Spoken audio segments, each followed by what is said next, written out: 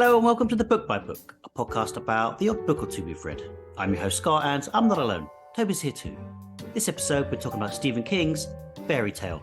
It's going to be a fairly spoiler-heavy episode, but if that's okay with you, continue on and I'll see you on the other side.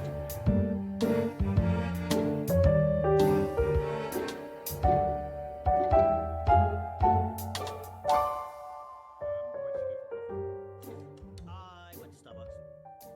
I know I'm supposed to be cutting it up. I'm probably sick of hearing this, me saying, I've got to stop going to Starbucks. We are not sponsored by Starbucks, just in case anybody wants to know. But if Starbucks would like to sponsor us, we'd be very welcome to that sponsorship. We're not bending over and spreading them for Starbucks, but we would, is what we're saying. Other coffee is available. Other coffee is available. Like my Costa coffee is kitchen made, but Costa based. Nice. I've discovered matcha coffee. Yes, I saw your picture. I went looking for it the other day. So good. Couldn't find it. That's not what you've got there. No, I've just got, I think, a peppermint. That sort of Starbucks syrupy, sugary. Oh, okay. But it's a coffee. Yeah, it's a latte. Latte with peppermint in. Mm-hmm. Interesting. Toby, it's January the 8th here for us. It is. Book by Book. Are you a resolution kind of guy?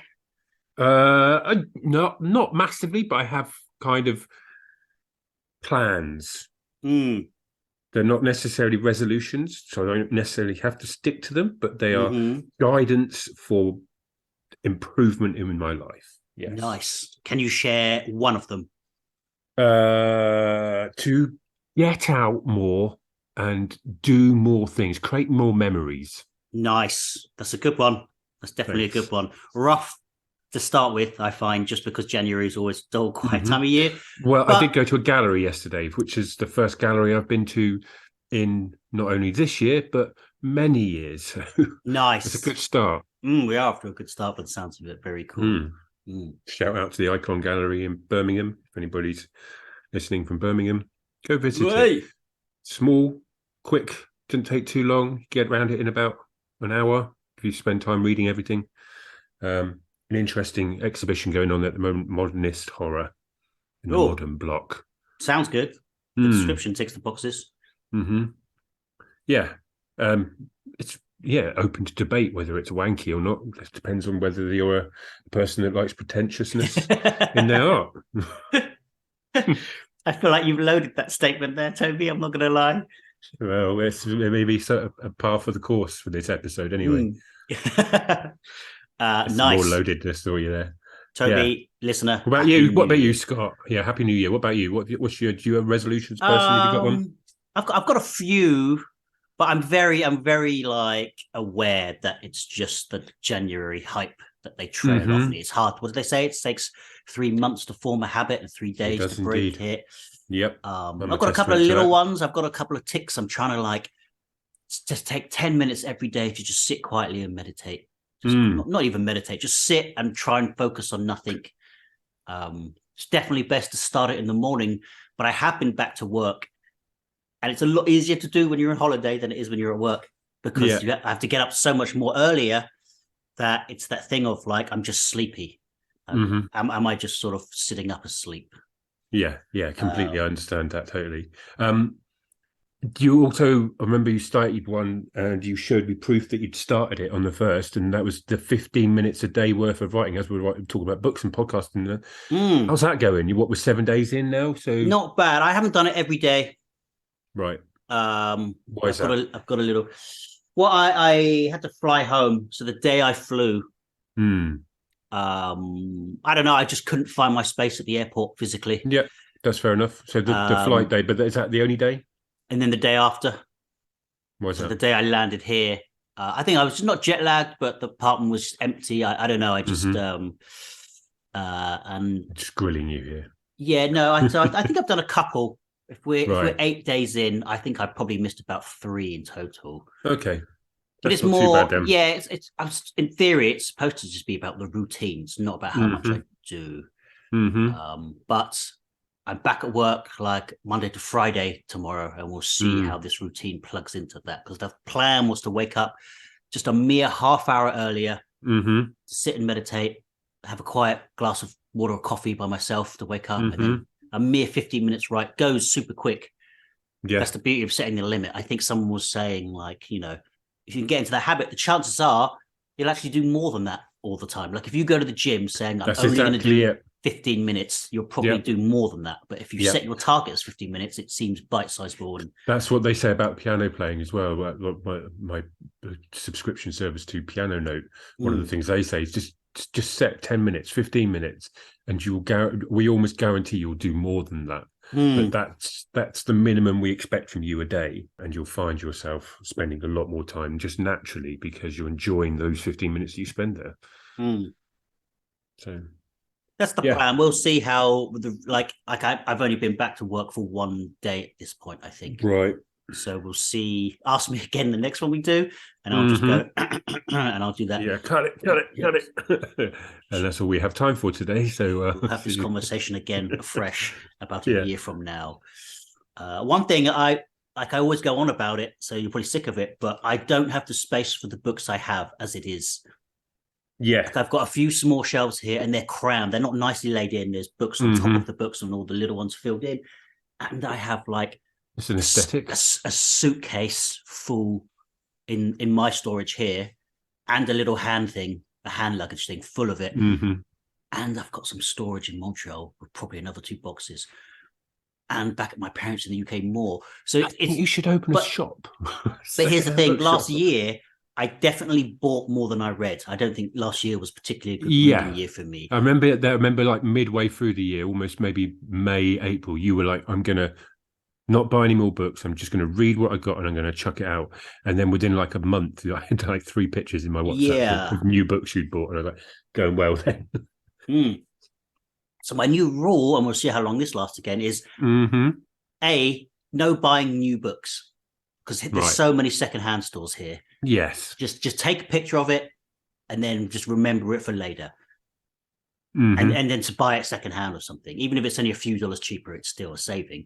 Secondly, whatever I do buy, I have to read immediately. Oh, Jesus. So if I'm in the middle of, a book, I have to stop reading that and pick up the new book. That way, at least by the end of the year, I still, in theory, should have less than when I started with. Fair enough. And I think it will curb my reading because it's going to be annoying to stop reading whatever I'm reading to start a new book. If the problem is that you're buying books as and when you see them on the whim of the cover or the whim of the back, just stop going in bookshops. Oh, it's nice. Don't you want to see what's around? No. See what's new, see what's on sale, see what you forgot about. Why torture yourself? That's I'm not, because I buy them. I go, wicked. Well, then now we have these conversations where you're like, shit, I've got 15 bookcases and suitcases and storage units. Yeah, you're right. There's great libraries here in Toronto. I pass about 4 on the way to work. Wow, that's pretty good going. I've got 1 and it's you don't go but it's a beast. Have you heard of the library policeman? That's the kind of place that I live. Anyway, Toby, it's probably going to be a fairly long episode. We should kick on. Yeah, okay. So I did try and give us a sort of tangent. No, I didn't even try. It was just a whim. But the library policeman could have segued nicely. No one wants the library policeman brought up on any aspects. What's that? Don't bring that up. Oh. Let's go back some. If you are interested in knowing what the library policeman is, we've done a podcast on that one. It should be. Yeah, go down that path. It's got some good views as well. Go down the cellar door if you want, but I'm not. But we are here, as we outlined at the beginning, to talk about Stephen King's latest novel, which is what now 6 months old. I think came out in June. Did it? Was it September? September 7th. Came out September 7th, so it's relatively new still for us. Fairy Tale. Yeah, I believe he wrote this in the lockdown. Yeah, he said he needed something. I actually have a quote. Let me just bring up my notes. Where's my notes? Quote, Stephen King has said that Fairy Tale was prompted by a question he'd asked himself early in the pandemic. What could you write that would make you happy? And the answer to that question turned out to be a story about a young man who loves an old dog so much that he's willing to travel through a portal to another perilous world for the chance of saving a dog's life. That's a quote. Well, we're going to come back to that because I'm going to say that shows like one of the strengths of this book was that it felt like King was just doing exactly what he wanted to do. Yes, and you I could just agree. feel that on the page, like, you know, whether you liked it or not, like the writer had fun writing it, and you can feel his joy. No, it's interesting. Which is odd, Perspective. because here's a little spoiler of my thought, just quite a joyless book. Okay, interesting. So let me just give you a Can quick I say, synopsis. oh, sure, go for it.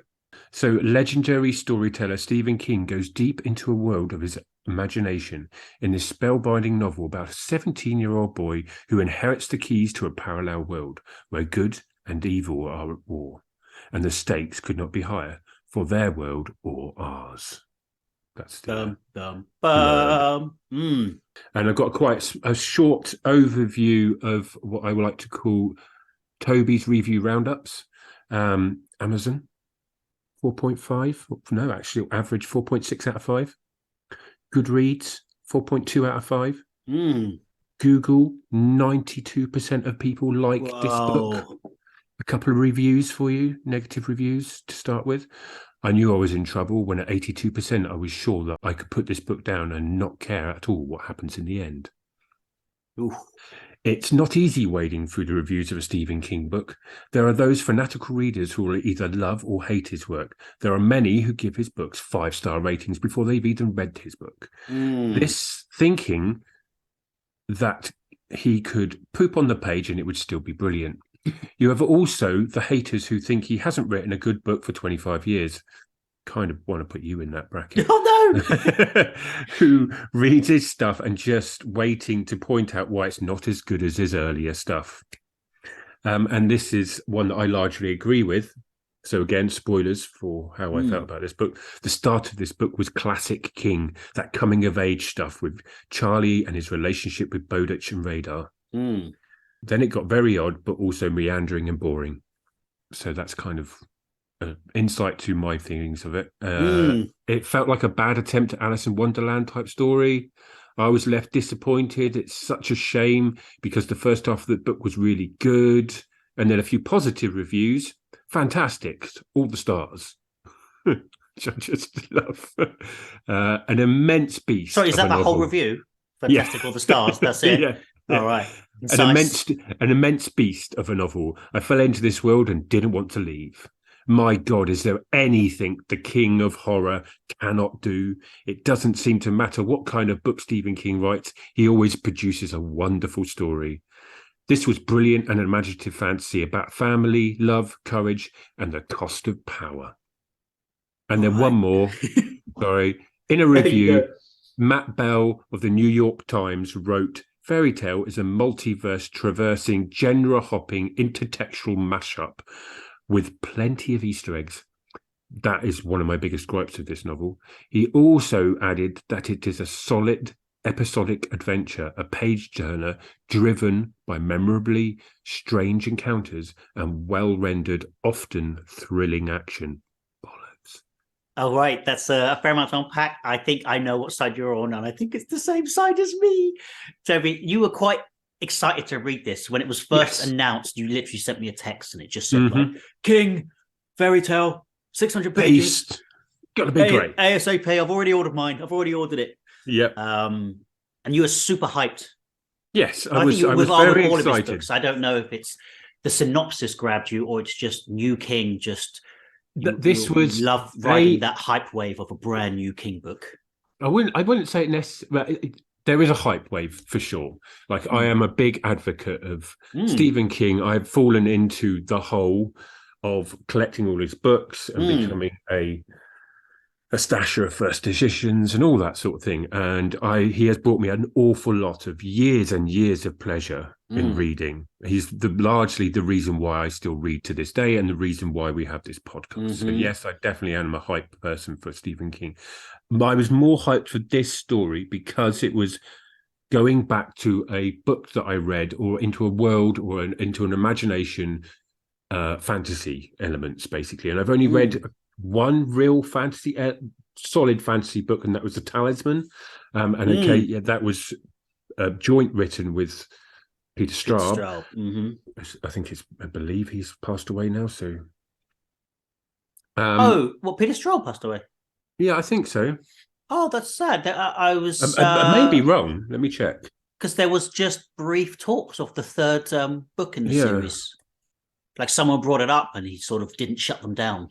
It's the Talisman, the Black House, and I'm very sorry, Peter Straub, but yes, he passed away September 4th, 2022. No, that 2022, last year. Oh, that is sad.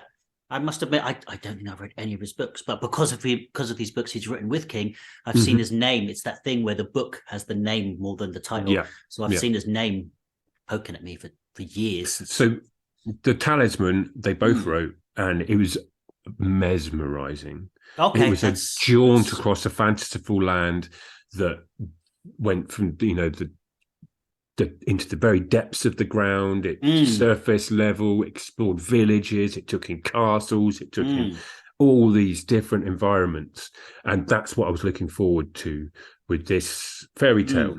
What I actually got was the first third of the book being really enjoyable, then a small section in the middle where he went into the actual fantasy land, and then he spent the rest of the bloody time locked away. Did spend a lot of time in a dungeon. What on earth was he thinking? Well, okay, so do you want to give us a brief overview of the actual structure of the story? Because most people that are going to be here are going to have seen it, I think so. Yeah, I think so. But why don't we break it down? So why don't I give a quick overture of just the beginning, and then we can talk about that, and then we'll do the middle and an ending. So a super dark, sad start. In that we meet this boy whose name is Charlie. I don't know, Charlie. And we sort of learn his mum passed away quite recently in just a horrific accident with just crossing a thin bridge whilst eating chicken. That's a really weird but nice detail. That's more unremarkable. She was just nibbling down on some chicken. But again, this is what King does really well, the details. And she's sort of struck down and killed. And I think he's about 8 at this stage. He's young, maybe 10-ish, maybe 12-ish, but he's young. And as a result, his dad spirals into alcoholism. And this is all quite a vignette, this first part. And his dad, basically, he has to spend the next 5 years, 6, 7 years, I think. Within the book, he's 17, 18? Yeah, he's 18. He's 18. So when we really start the story, this is all in the past. His dad is basically a recovered alcoholic. And so to trim it down, like I said, everyone's probably read this book if they're listening. He one day just passes and hears like a dog barking, like an old house. And he goes to see what it is. And it's like this famous, on their street, this sort of infamous, cantankerous, cranky old man, like, get off my yard. It's like pitchfork waving, bearded sort of curmudgeon. Kids are scared of, and the House of Dares. The haunted house, right. Has fallen off a ladder and busted his legs. And Charlie just calls for help, and he's sort of the hero of the moment. And a friendship sort of intertwines these two. Charlie basically, I believe, prayed to God that his father would come out of this alcoholism. He had to, imagine spending your childhood cleaning up vomit and just being like, you have to grow up fast in that kind of situation, I think. So you're sort of robbed of a bit of childhood. So he makes a promise to any being that if his dad can come out of it, he'll do whatever it takes. So he sees this as a sign of like he owes this old man his help. And so these two strike up a friendship, and it's tentative at first. Like I said, he's a cranky old guy, but he has to sort of let his defenses down because he's got no choice. He's quite an old guy, so like just breaking a leg actually puts him in hospital for a lot longer than you might think. It touches on these little things of like he's on the Oxycontin, and at this stage, it's this time of the world, it's like you're probably going to get addicted, so we'll have to deal with that later. So Charlie sort of becomes at first the dog carer, then Mr. Bowditch, the old man's carer, and there's nothing fantastical here, and this is almost half the book. It's just character development for Charlie, Bowditch, his dad, and Radar, the dog. And the dog is also quite elderly. Yes. That is well over 200 pages. I'd say 230 pages. Yep. Before we go down the promised well and go on our adventure. Yes. I like this start. Yes, I very much enjoyed this start. There is this whole I think this happens before he goes down the well, and it starts to allude to during the relationship, when that fledgling relationship, you have this, the bucket and this other character. I can't remember his name. The Rumpelstiltskin. The Rumpelstiltskin's character. Yes. There's a gold.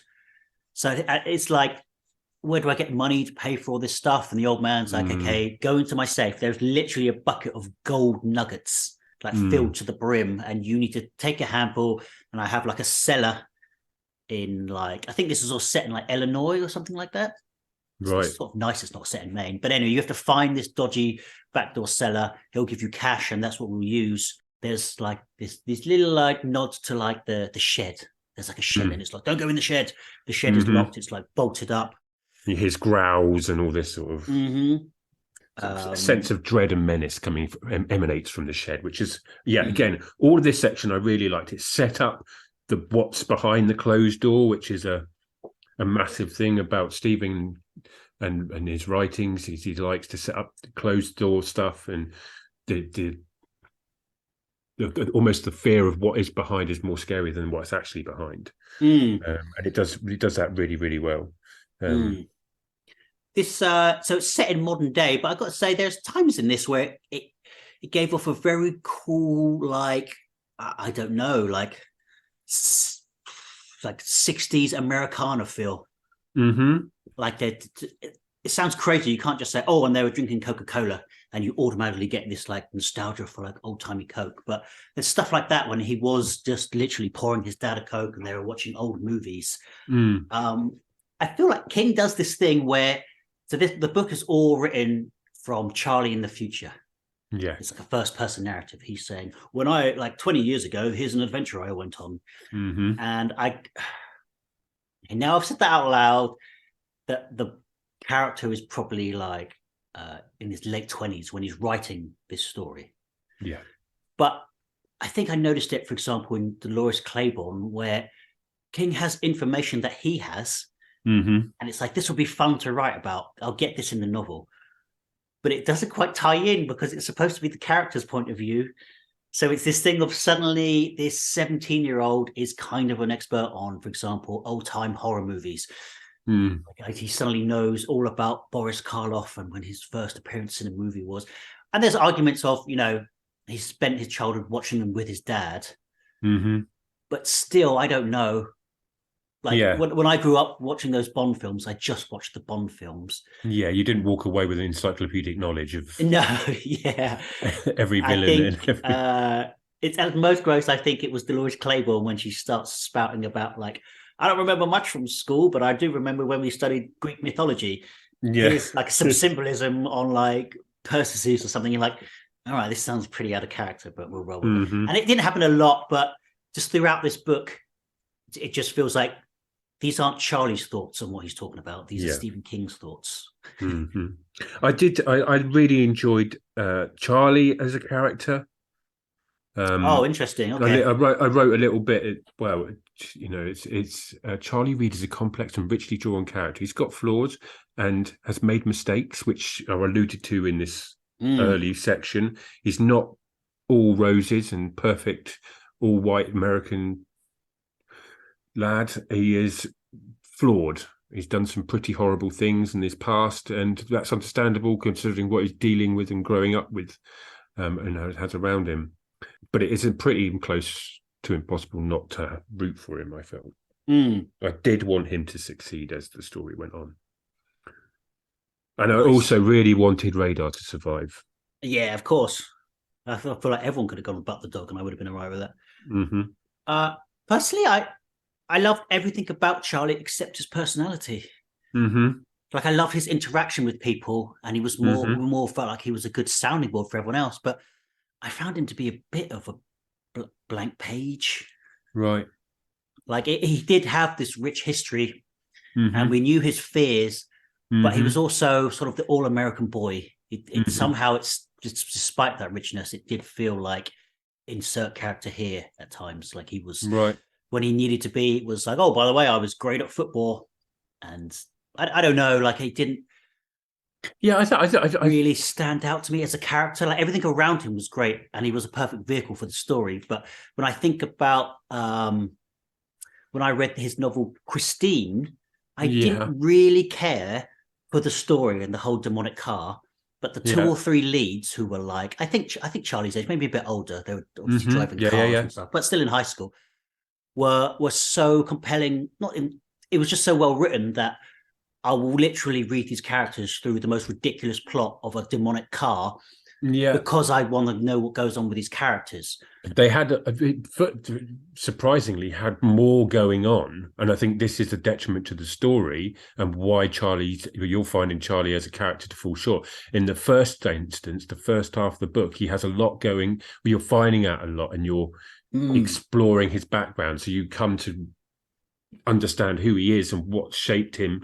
But then once he gets to this other world, nothing really happens. Yeah, to shape him. He's just locked away in places, and he meets people, and it just doesn't really forward his character any further, I don't think. No. Even though he is in this fanciful land and all these big things are supposed to be happening. Yeah, I guess we know he's brave at this stage. It's not like he's a coward and he runs away from a fight. So in the end, when he stands and fights, it's like, yes. So we're learning, he's utilising all the things that we've established in the first third of the book, or a little bit more, but he doesn't actually get anything new.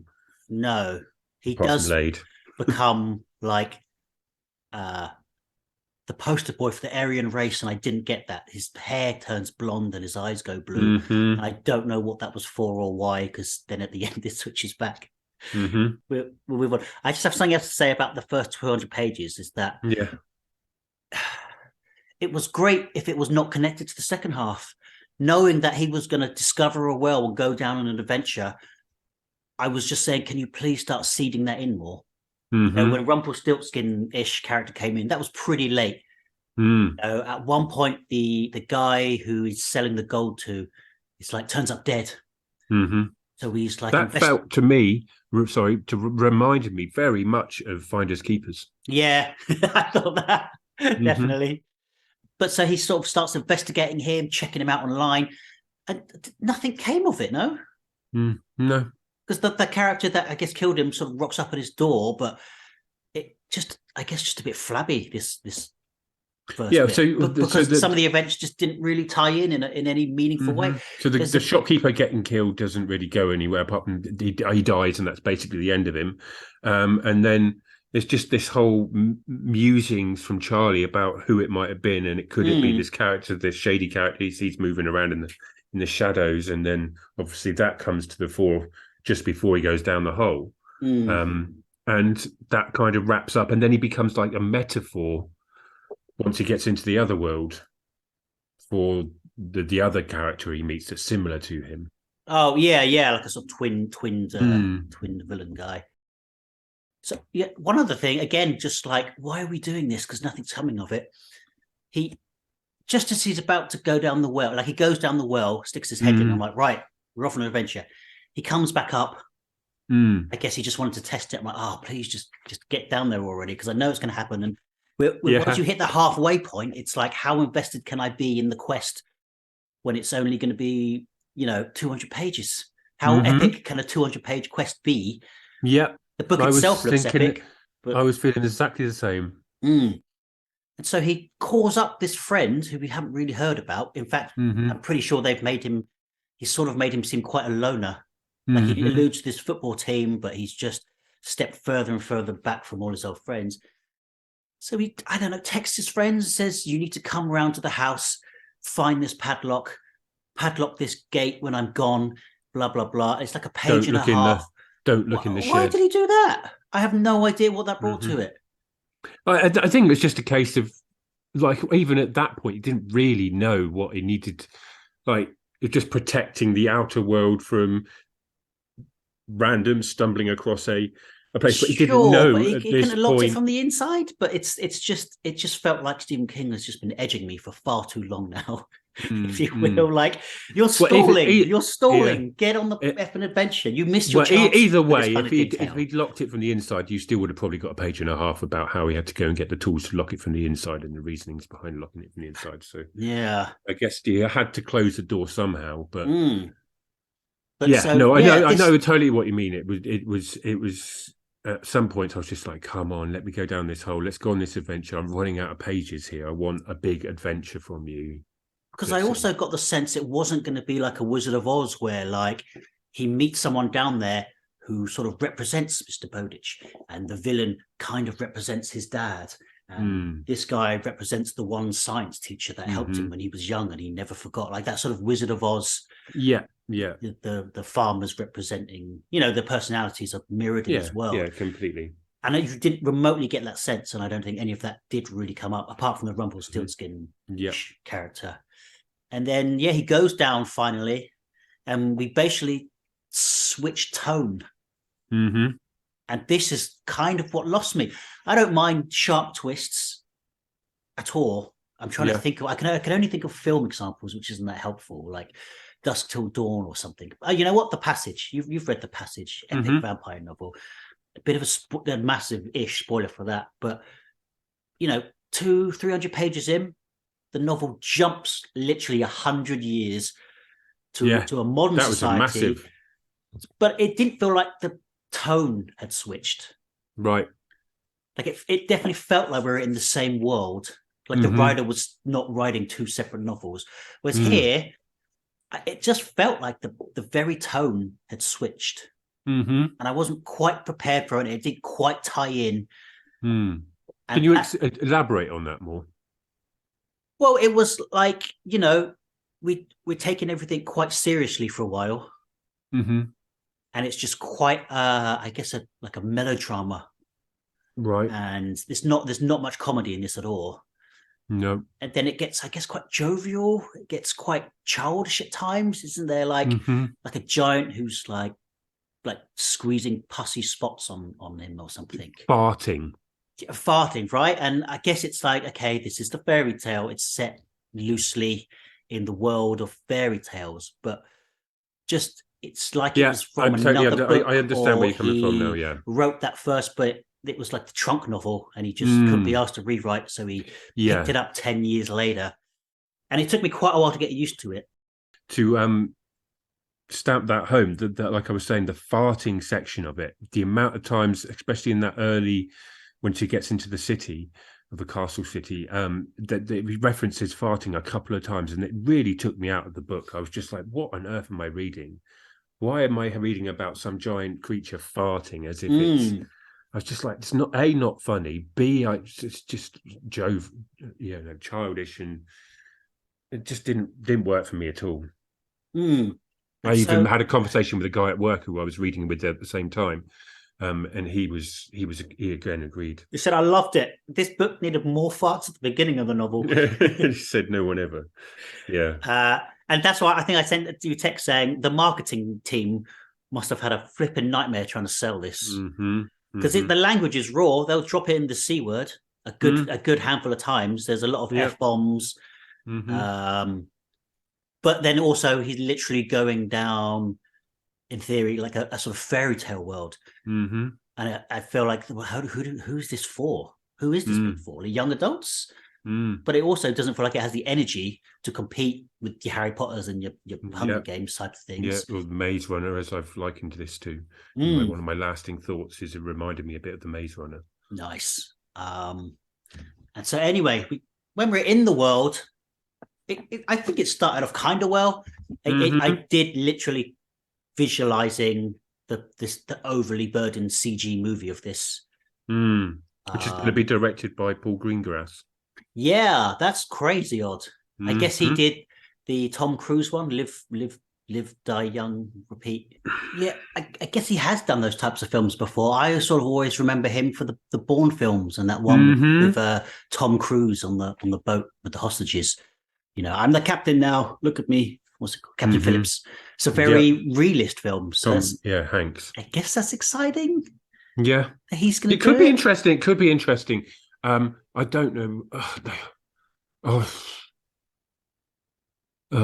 The apathy I feel towards this section of the book is the middle. Yeah, well, just this whole the rest of the book, the plot. Not quite the rest of the book.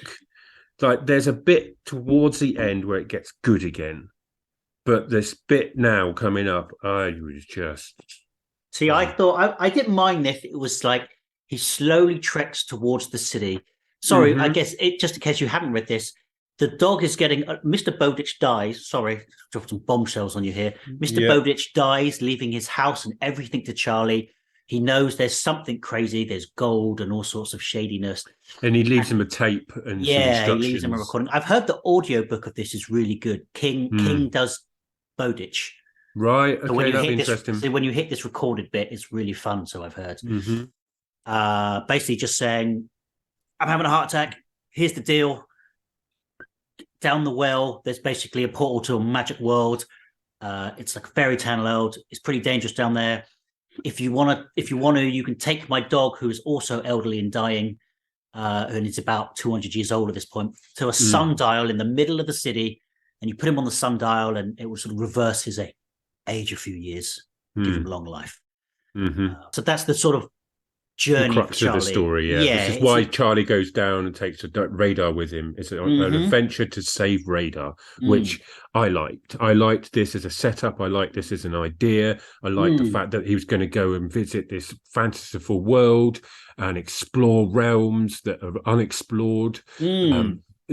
Meet really interesting and diverse, flowerful characters, a beautiful sunlit, drenched fantasy romp, and what I got was doom, gloom, greyness, people who can't speak, people have to cut holes in their faces to get out words, basically no sunshine, no joy, no laughter, a world on its wit's end, ruled over by a demigod whose name I can't even be bothered to pronounce because it was stupid. Oh, Gormagog. No, that's Flight stupid Killer? as well. Flight Killer. What the hell was that? Well, Gormagog, is that Welsh? I think that's like, a famous sort of boogeyman. Right. I've never heard him referred to as Flight Killer. Yeah, that wasn't the coolest name ever. He didn't awful. really live up to it. I thought was he killing the butterflies? Is that why? I don't honestly know. Where did that come from? Aesthetically, it just wasn't pleasant to read. The words flight and killer were just very... No. If it was a Jurassic Park novel and there was a giant bird that took out planes, then it's like, check it out, the fly killer. Oh, yeah, because he destroys that fly. This was just a name. I don't know. Yeah. Maybe there's a reason for that name. Definitely with you. I wanted like a boy and his dog on an adventure. I've heard some reviews of people saying it's quite an episodical adventure. No, it isn't. And if it is, they're the most boring, the dullest episodicals ever. It's that thing. The problem with quest fantasy is it's really hard to... You sort of have to do it this way, but you don't want to be conscious that you're literally just a list of characters you're meeting. And then you're going to have a reverse how they come back at the end. I had more fun reading or being part of Into the Dungeon, which is going to be our choose your own adventure, than I did having to read the sections that we're about to talk about. We are talking about, and that's pretty much the rest of the book. So I was looking for fun twists on the fairy tales I know and some information on the ones I hadn't. I kind of expected, like, being that this book was set in very modern times, and actually I thought this book would have been better if it had set it in the 90s or 80s. Yeah. Personally. For example, I thought we were going to meet like a sort of walking pig man who's like buying up the real estate, and he was going to be one of the three pigs who had the stone house. Okay, and then we meet the straw house one who is a genuine, like he's a farmer and he's a white collar. And then we meet the lowest, that's the stick guy, and then we meet the hay one, and he's really friendly and coming to my house, but he's like the most sinister. Like a modern play on fairy tales. He kind of did, but you had to scratch your head and say, is that meant to be? There was it. I guess he wanted to pull it back to a more grim fairy tale where it's all gruesome and dark and twisted tales than the Americanized fairy tales you've come to love and know, I suppose. He could have been less subtle and had a lot more fun. I think I've written this. I've jotted this down. It's taken from somewhere else, but somebody said, or they liked that within this novel, there are dozens of references, homages, and outright plot points taken from various fairy tales. Jack and the Beanstalk, Rumpelstiltskin, and other grim fairy tales. Novels, the Chronicles of Narnia series, Ray Bradbury's Something Wicked This Way Comes. Oh, yeah. H.P. Lovecraft's Call of the Cthulhu. Movies, including Wizard of the Oz and, surprisingly, Gladiator. And King's own novels, 11/22/63, The Talisman, and It, to name but a few. And I found it interesting that the very thing King has been lambasted for throughout his writing career becomes the main thrust of this novel, which is ripping off other things to inform the reader about what they're supposed to be feeling or thinking about a given character or a given place at a given time. And he did this throughout this novel way too much, to the point where I just really couldn't have given too much of a shit. I don't know if you've read much Ernest Cline. No. The guy who wrote Ready Player One. He's only done 3 novels. Right. Yeah, I know of him, but and there's a podcast. There's a podcast called 360 Pages I'll Never Get Back. And it's based around them, like, knowing they're not going to like a book and reading it. Yeah. And you'd hate it because they literally tear into it. It's a very fun and lighthearted, but they do tear into it and why it's bad and stuff. And it started with Ready Player One. And it's that thing of, like, in Ready Player One, at least, he just kept name dropping media and it didn't always link in. It would just be like, oh, it's just like Lord of the Rings. Like, cool, tell us about that. Like, no, he's just dropping in Lord of the Rings. Yeah. He goes like full Kleinian in this book. I don't know if it was that heavy at the start, but once we're down that well, literally we get, and by name, not like a subtle hint, he literally says, that's a bit like Ben-Hur. That's a bit like Avatar. That's a bit like Alien. That's a bit like Charlie Piranha. thinking that rather than Stephen King. Right. It's Charlie retrospectively reflecting on. But wait, here's my list of the ones I caught. MASH, Hunger Games, Princess Bride, Dead Kennedys, Taxi Driver, Neverending Story, The Hurt Locker, Game of Thrones, Star Wars, Logan's Run. I'm sure there's much more. And they just, because some of them, it's like he just said, I swear there's one that says, oh, it's getting political here. It's like the royal bloodline from Game of Thrones. Like, what? Tell me, don't just say, it's like that. If you know what that is, then you'll get this. Like, you lazy tosser, tell me about it. Saying that, those are the most boring parts. He was telling you. So we've got into this world. We've started on our adventure. We met a woman called Dora in a shoe house who gives people tokens to get their shoes repaired. I don't know why or what we needed. They didn't really go anywhere with that. It's just a thing. Just flatlined. And then we meet look, we meet about 10 people, 5, 7? About 5. We meet one character who comes back is a bit of a bitch. He's the Rumpelstiltskin like character. And then we meet Dora, Leah, who becomes quite Leah with the mouth? Character. Yeah, Leah with the mouth. Becomes quite a big, she like talks through her horse, which I quite like. That's quite cool. The Goose Girl. And but it was the whole, we had Charlie trying to understand these people who had their mouths almost grown shut and trying to understand the words that they were talking, and it was just like, oh. Here's something, talking of the language, that basically got on my tits. When he first goes down, he finds his language is adapting to ye olde timey. Yeah. So we get these lines where he says, I told him to shove it, but I didn't say shove it. I used their language. Okay. Yeah. Like at the 550-page mark, we're still getting that. Like, speak modern or speak the old language. We get it at this late juncture. He still does it. Oh, I told him thank you, and in no certain terms I owed him my life. But what I actually said was, I thank you, and my heart is indebted to you. Like, don't tell me both at this stage. We get it. Like, please stop doing that, because once we're in there, it's one of those things that it happens every 10 pages, and it just, the more it happens, the more it spikes out, and the more you're literally repeating yourself in 2 different languages. Pick one. That kind of got my tits a bit.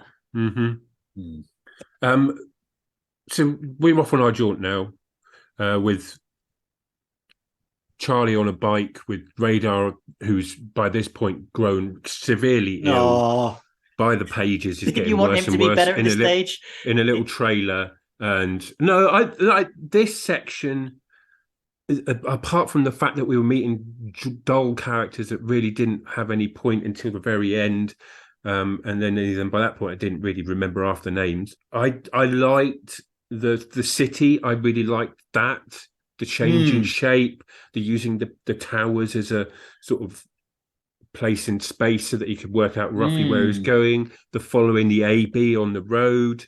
Yeah, we get some very fun, like Lovecraftian nods. A lot of like, and there you was can't. this bit was quite nice. Oh yeah, so there's bits where like he can't look at the thing he's looking at. It like melts his mind. He has to sort of, he can only see it in his peripheral vision. Yeah, which is very, very Lovecraft. I think that's like 90% of Lovecraftian is that just by looking upon the beast drives you crazy.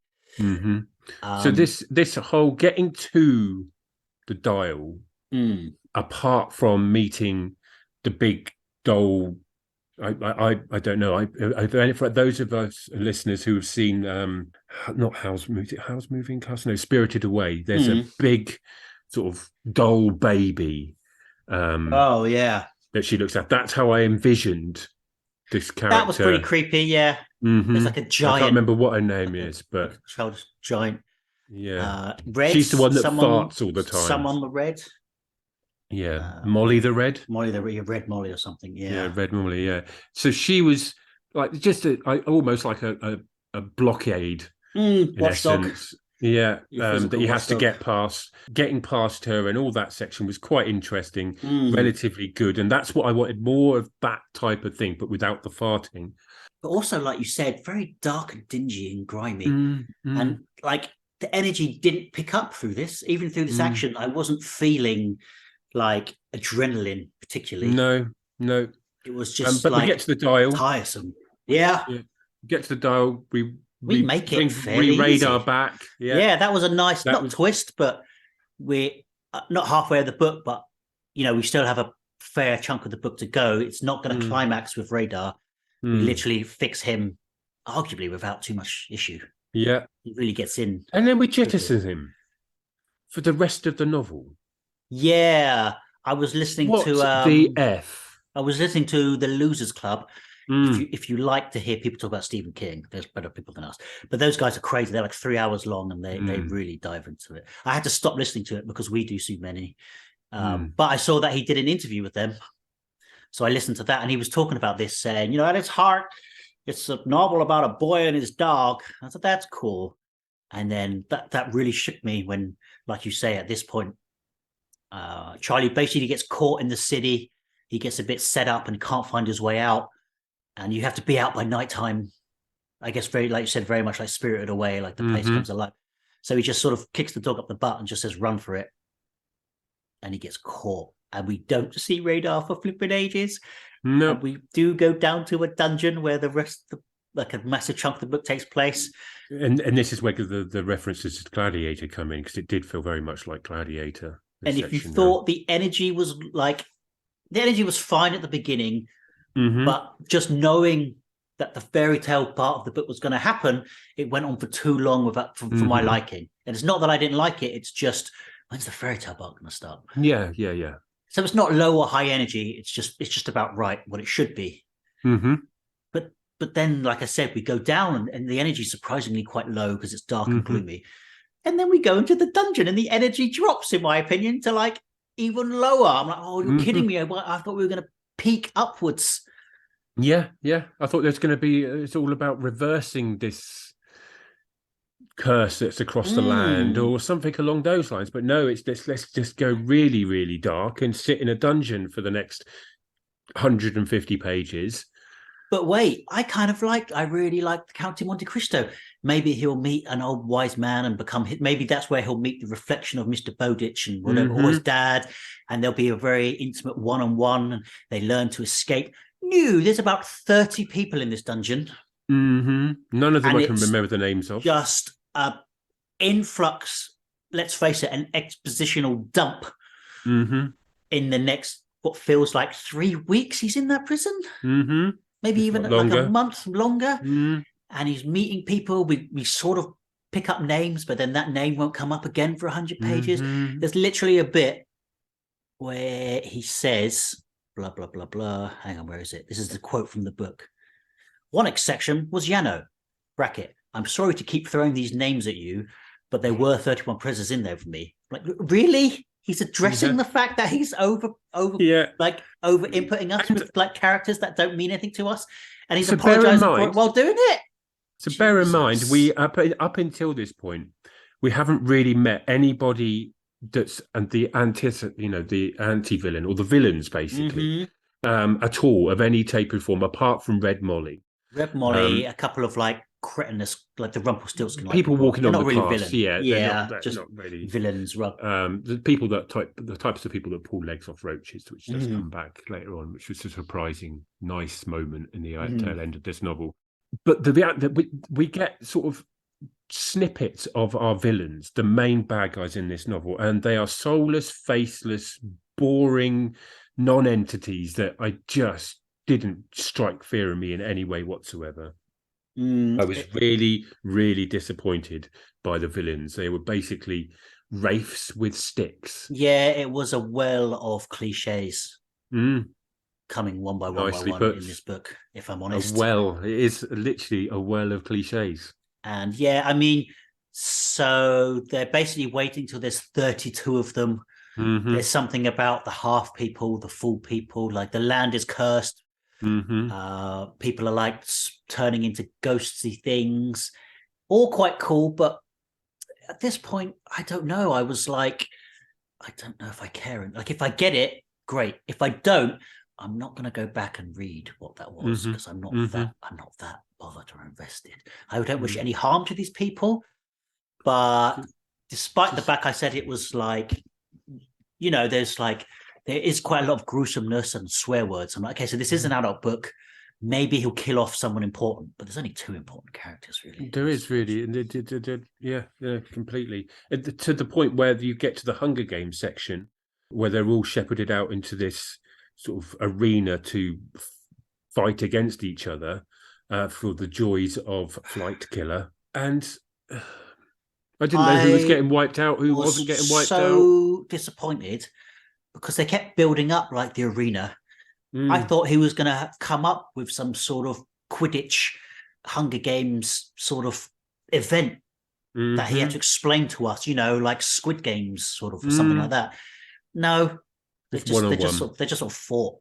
And that was really disappointing to me. And the main bad guy, the only person that really got any sort of legs, as it were, was the guy that he was pitted against in the first battle, and he comes in really late at the moment, really late into the cells. He's chucked in the dungeon at the back end. And he's like, he's wicked. He's a really cool. And I was like, that fight, I was anticipating. I wasn't sure how Charlie was going to win this battle against this guy who just basically rocks up for the battle, and that's it. He needed someone to pit him against, but that fight was a good little scrap. But I didn't care that the fact that these people that I'd spent 100 pages or more with were getting pitted off against each other, because I didn't know any of them well enough. I didn't know any sort of connection to them. An influx of names. Someone sometimes is related to someone, but then I couldn't remember who that someone was anyway. Like someone's related to a name I've read. It's the best I could get from it. It just tried to get to not political. It's like the Tim Burton Alice in Wonderlands.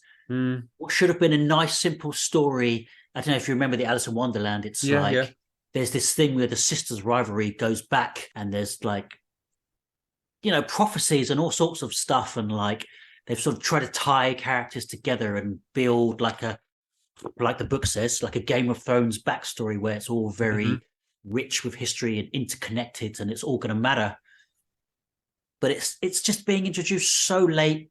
Prison. It's such a dump. There's just pages and pages where he's just chained up talking to the people next to him, trying to get as much information as he can. And it's that thing of, why is Charlie like, it's fine for him to get wrapped up in this world, but he shouldn't be like the general. He shouldn't be the guy ever like leading the battle and becoming the top strategy guy. It just should be like he's he's from outside of a world, so he's alongside these people and he's in it for the ride. Suddenly there's all this talk of the prophecy of the one. Suddenly he's a prince. His hair literally goes blonde. That come to anything? Blue eyes. Was that from anything? Why? I honestly don't know. Couldn't tell you. Just this book needed it.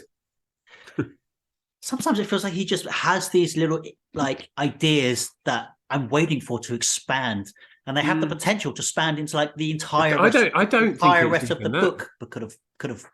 That's what could have become the book. For me, it's Stephen King going, I haven't written something in fantasy for a while.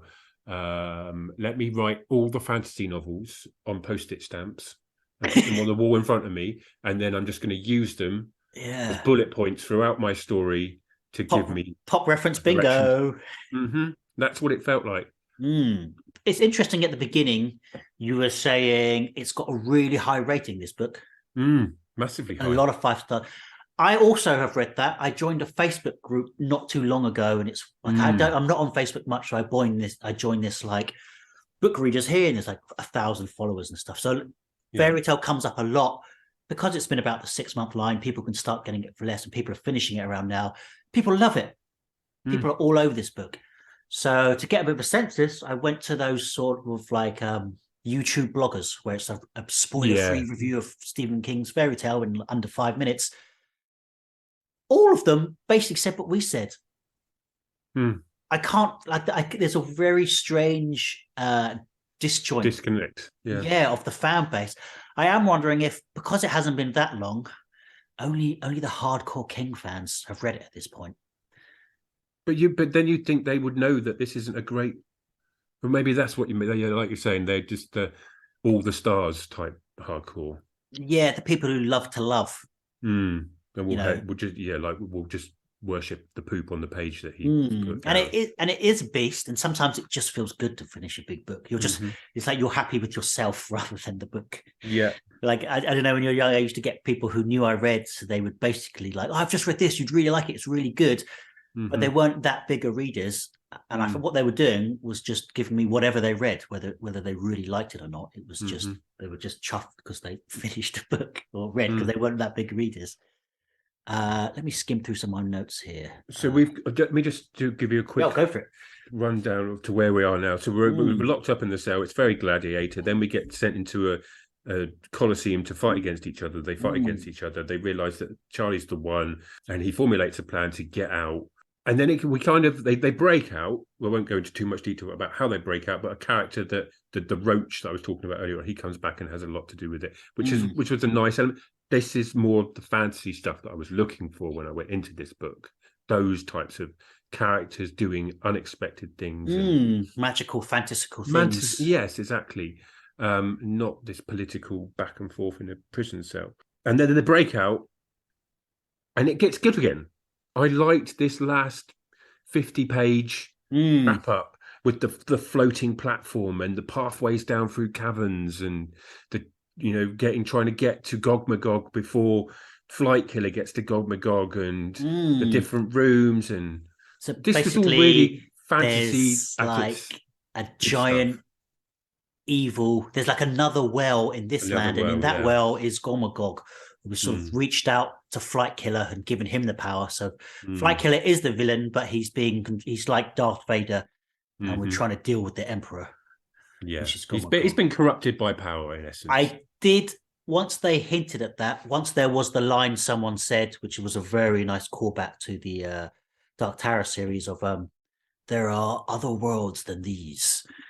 I got super excited. I was like, please go down the well. Like, if this is how strange this world is, I really, really, I could sort of see the page count left. So I thought maybe there'll just be like a little bit in the archway. But I love the idea that in this world, there's another world, and it's twice as strange. And in that one, there could be another world. I love the inception of it. And I was like, please investigate that. Please just go as far as you can and batshit crazy. Please just go beyond physics, where you went down one and you were just a slug or something. I don't know. We did. Yeah. But I did love that promise, that potential. Yeah. And there's also that nice line of to these people, my world would be the magic one. You can go to like the cinema, which would blow their Mm-hmm. mind. You can have a computer in your phone. I like that sort of twist, which we probably have seen. You know, like a fanciful character comes into our world. I think that's like the second book of the Dark Tower or something, where the gunslinger ends up in our world. But it's just nice, like, I don't know, it was just nicely written. The sort of twist of like, whatever's not yours is going to seem magical to you. Yeah, it's quite nice. Yeah, I agree. Definitely. I didn't really care for this end. It was fine, but because I didn't know who was who and who was invested. Like, people started dying left, right, and center. Getting poisoned. This woman is the sister of the The guy. Leah, yeah, Princess Leah. Yeah, I don't know. Yeah, so she was part of the Flight Killer. It was her younger brother, a deformed or physically challenged younger brother who become corrupted by power when they were younger, and was basically the crux of all evil. Well, it's basically the cliche. Well, yeah. To put it bluntly, they team up and fight him, and save the world. Again, the ending, like just calling out his name 3 times.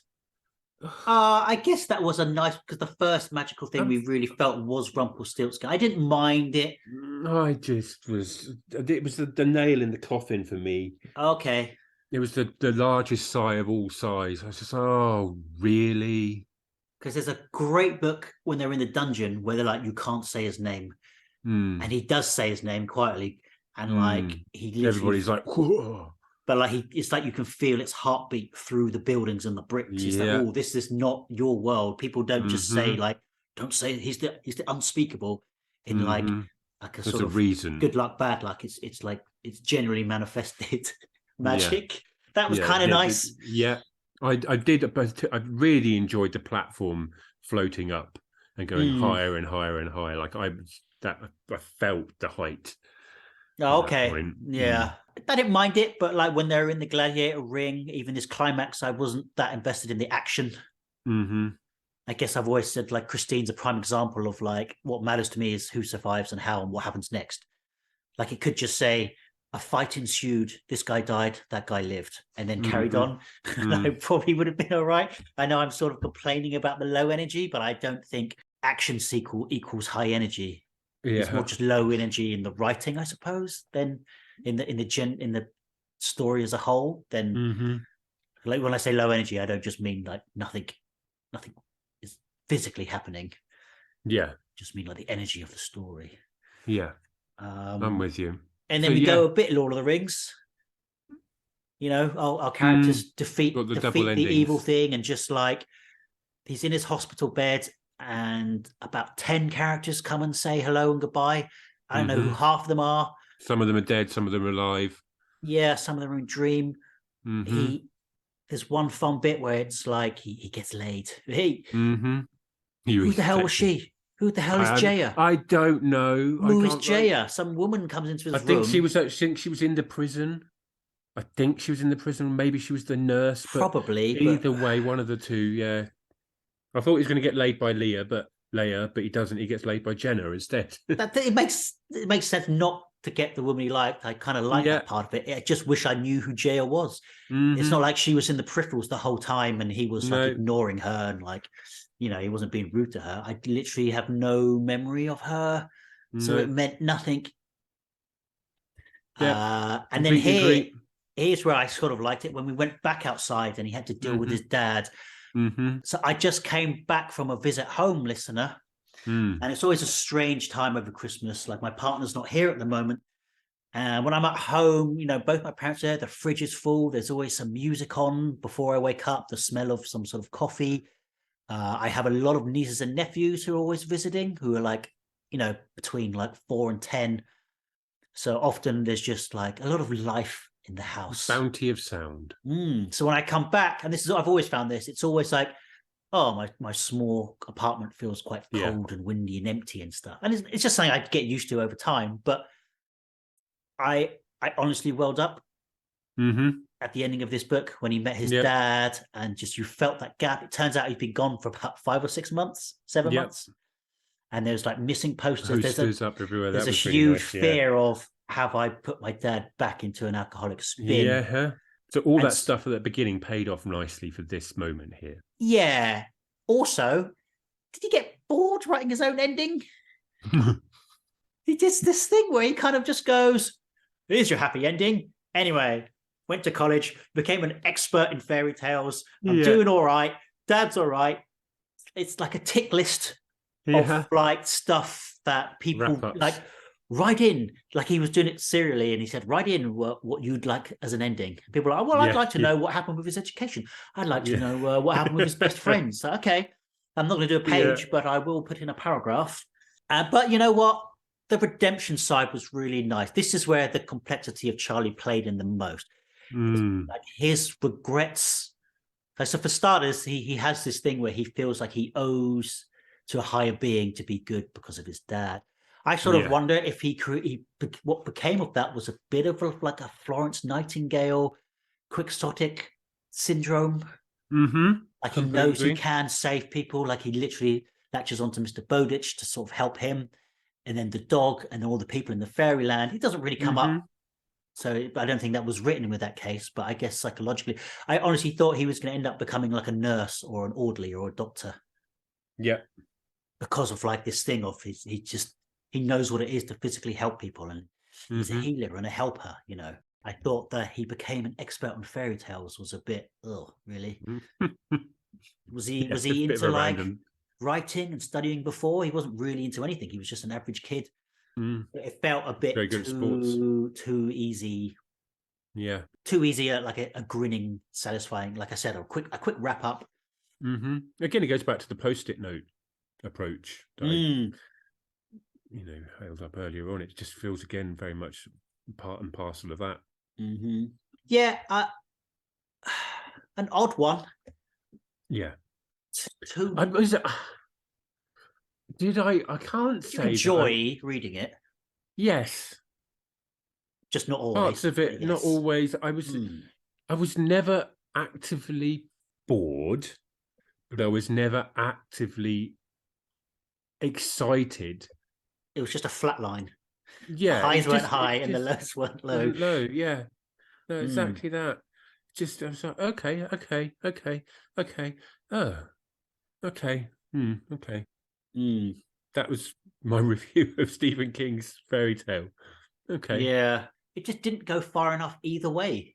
No, I was mostly disappointed about the fact that we didn't explore this world. We spent most of the book at the beginning out in the real world, and we went down the hole. We went a pathway to a village or a castle, met a few people, did what we went to do, got captured, spent time in a jail, got out the jail, killed the bad guy. That was it. I wanted much more of what I got in Talisman. It was more because I haven't read that or the Institute or anything. It felt like we were on like Neil Gaiman territory. Yeah.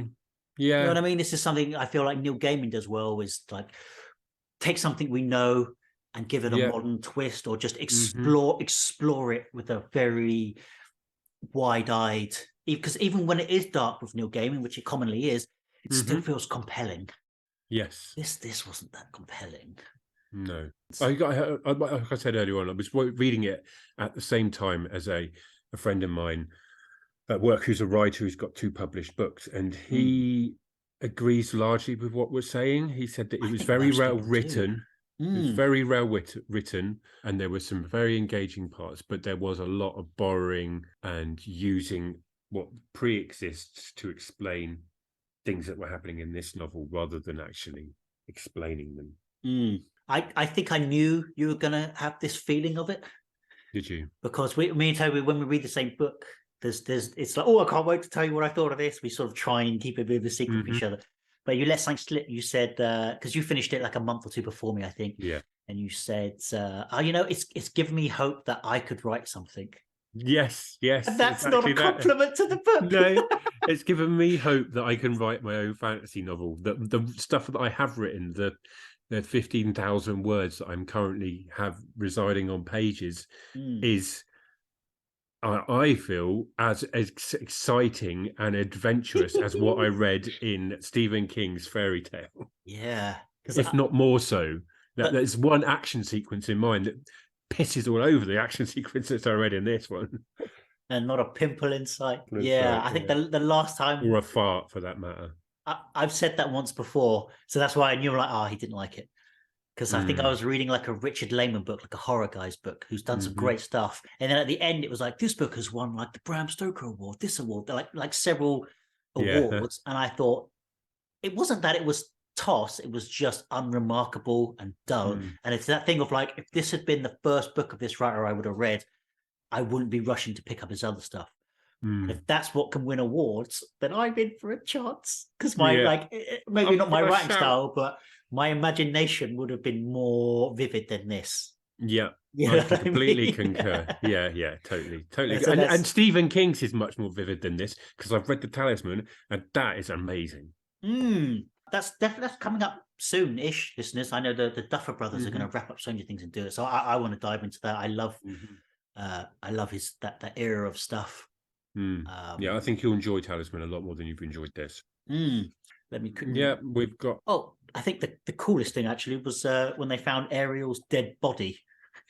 Oh, yeah. Just a very gruesome skeleton of a mermaid. He didn't... The horror writer really took over from the fantasy writer in this book. It was more gruesome gothic horror than it was fantastical.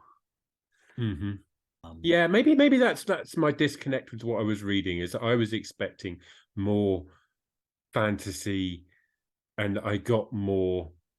Do you think if he'd have just titled this the Cellar Door instead of Fairy Tale, and nothing said about this fairy tale, so you went in with less expectations, you might have shifted and been on board more? It was about you were waiting, a boy and a dog, and it was called Fairy Tale. I expected something much more, vastly different to what I got. I got a very dark... I guess I would have liked to have seen him try and write a young adult novel. Because I don't know who this book's for. I mean, at its heart, this feels like a redemption novel for me. I know King said it was about a boy and his dog, but I think it's like about regret. There's a great line when he's talking to someone about Mr. Bowditch, and the person says, was he good on his own, or did you make him good? Like asking Charlie about Mr. Bowditch. And that for me is sort of the crux of this book, like the theme it's trying to deal with. There's a lot of regret. You know, Charlie is still cut up about some crappy stuff he did as a kid, like stole an old man's crutches and just was a bit of a tearaway. We get his dad's, redemption for being alcoholic and putting his son through it. Leah's redemption from ignoring the fall of her family and the fall of the land around her, and returning to take her rightful spot on the throne. And Mr. Bowditch just basically coming to terms with his death and any kind of regrets, I suppose. There's a nice line when he falls off the ladder and he's like, what that taught me was fear. I'm old. And as we see, like, it's not a broken leg for someone of that age. It's just like massively life-changing. And he basically never recovered from it. No. So that, for me, that's the heart of it. Is just that, like, can you be good if you're not genuinely good, but you have to try and be good for the sake of being good? Does that count? Which I guess, of course, it does. But the mentality of dealing with, I'm being good to make up for something. Does it count? Does it work that way? Why do I still feel guilt? And all that. Yeah. And those touch-upons were nice. Those are kind of the highlight for me, thematically, I suppose. Yeah, I'd agree. I don't know if we needed 600 pages to get there. Just a bit unadulterated. Again, like I guess 11/22/63 when we read, like it could just do with some tighter editing. I was going to say, did I prefer this over 11/22/63? But carry on. Sorry. Oh, definitely 11/22 for me. I thought the love story at the heart was great. Yeah, no, I'd agree. 11/22/63 was better than this. Yeah, like I guess there was no layering on this one. No, because it's not like the story of Charlie and Bowditch and Rodar was a subline going along with the fairy tale stuff. That's all we have for 200 pages, and then the fairy tale stuff is all we have for 200 pages. Yeah, so it's not like there's with 11/22/63, the love story is going along with his mission, running concurrently, and he has to sort of remember to sort of stay researching what the guy is doing, for example. Yeah. Have you read Fairy Tale, listener? Let us know what you thought. I think we're on the average consensus of of like, we just kind of gave it the benefit of the doubt because we like King. If this had been an author neither of us had heard of, we probably would have ripped into it a lot harder.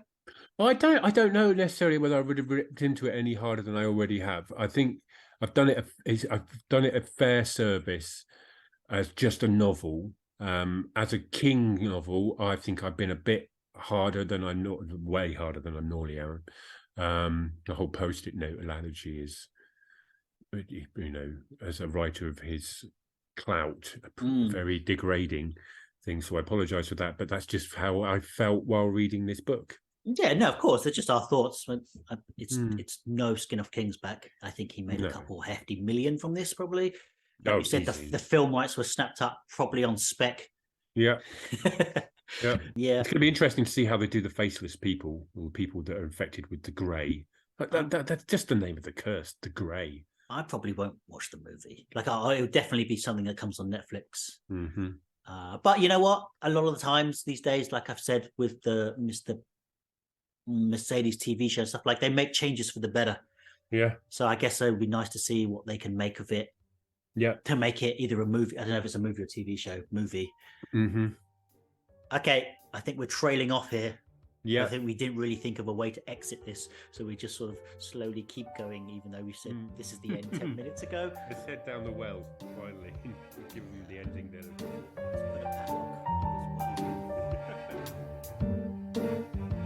Hey, we're going to wrap it up around there. I want to thank you for listening, and I hope you enjoyed. Join us again next episode, and until then, support your local bookstores and have a great day.